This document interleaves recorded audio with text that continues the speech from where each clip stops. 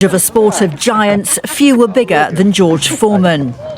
From his powerful presence in the ring to a beloved figure in pop culture, his story is one of transformation. Born in 1949 in Texas and a high school dropout, Foreman rose from humble beginnings to become a titan of the boxing world. Winning Olympic gold in 1968, leading to this visit to the White House. Then winning the heavyweight title by destroying Joe Frazier in 1973. George Foreman, a name synonymous with boxing greatness, entrepreneurial success, and personal transformation. His journey from a troubled youth to a global icon is a testament to resilience, faith, and the relentless pursuit of reinvention. In this comprehensive exploration, we delve into the life of George Foreman, tracing his path from humble beginnings through the pinnacle of boxing glory, personal struggles. Some big shots he's getting through. Round two coming to a close. In the last 30 seconds, have seen some big blows from Foreman. Remarkable comebacks and his enduring legacy. Born on January 10, 1949, in Marshall, Texas, George Edward Foreman was one of 7 children. Growing up in Houston's Fifth Ward, a neighborhood plagued by poverty and crime, young George faced numerous challenges. He often found himself on the wrong side of the law, engaging in street fights and petty crimes. However, a pivotal decision to join the Job Corps at the age of 16 marked the beginning of a transformative journey. Through this program, Foreman discovered boxing, a sport that would channel his aggression and provide a pathway to a better life. Under the mentorship of Doc Broadus, Foreman's natural talent for boxing flourished. His raw power and intimidating presence quickly set him apart. In 1968, he earned a spot on the U.S. Olympic boxing team and clinched the gold medal in the heavyweight division in Mexico City. This victory catapulted him into the professional boxing scene, where he rapidly ascended the ranks. By 1973, Foreman had amassed an impressive record, leading to a title shot against the reigning heavyweight champion, Joe Frazier. In a stunning display of dominance, Foreman knocked Frazier down 6 times within 2 rounds, securing the heavyweight title and establishing himself as a formidable force in boxing. Foreman's reign as champion set the stage for one of the most iconic bouts in boxing history, the Rumble in the Jungle. In 1974, Foreman faced Muhammad Ali in Kinshasa, Zaire. The fight drew global attention, not only for the clash of 2 boxing titans, but also for its cultural and political significance.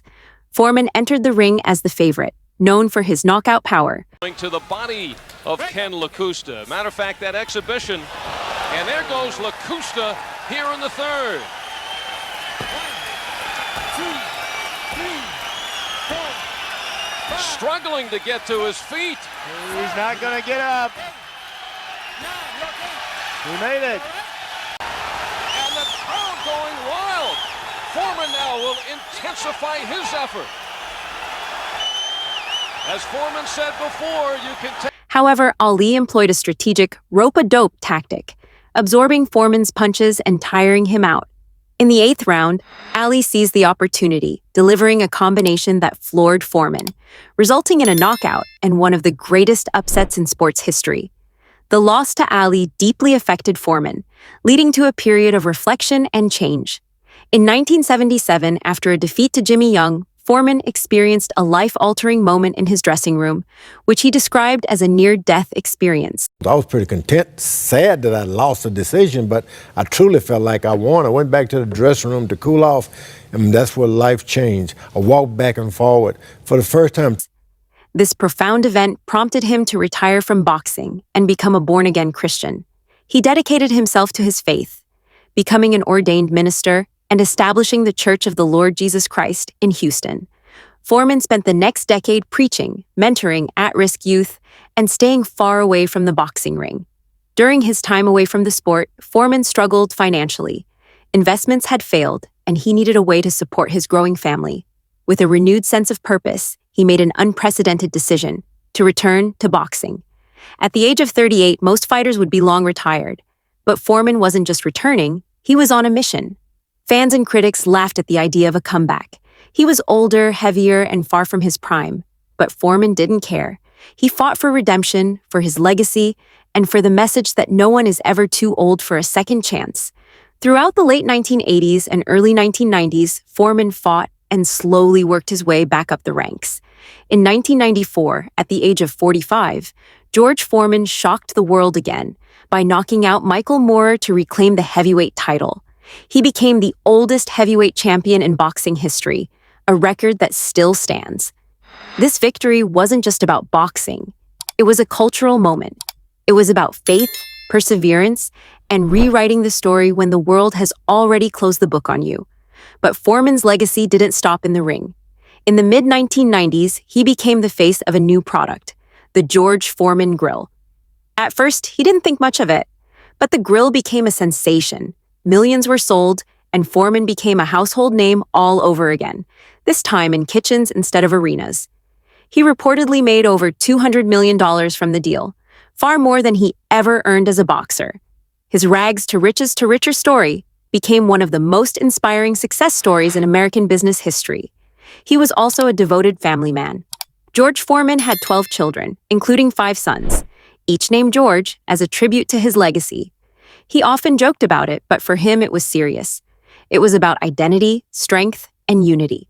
His children spoke about him not just as a champion, but as a present, loving, and wise father who instilled in them faith and hard work. He balanced fame with fatherhood in a way few public figures could. Over the years, George remained active, giving motivational speeches, writing books, and mentoring young athletes. But age and decades of physical toll began to show. Reports of declining health surfaced in 2024, though his family remained private. Friends and colleagues noted that he had slowed down, appeared more frail in public, and was quietly battling health issues away from the spotlight. Please subscribe to our channel and turn on the notification bell to stay updated. Your support means the world to us, and we truly appreciate it. Thank you. On the night of March 21st, 2025, George Foreman passed away at the age of 76. The cause of death was reported to be complications from heart failure. He died surrounded by his family at his Houston home. The world woke up to headlines, tributes, and tears. Social media flooded with memories. From fans, fellow athletes, celebrities, and political leaders, Mike Tyson, Scottie Pippen, and countless others honored his legacy. His death marked the end of an era, but his spirit, fueled by grit, grace, and redemption, continues to inspire. George Foreman was more than a champion. He was a preacher, a father, an entrepreneur, and a living example that no fall is final, no defeat permanent. From poverty to gold, from knockout losses to legendary comebacks, from grill master to grandfather, his life was a heavyweight story in every sense of the word. Rest in power, Big George. The world will never forget your fight.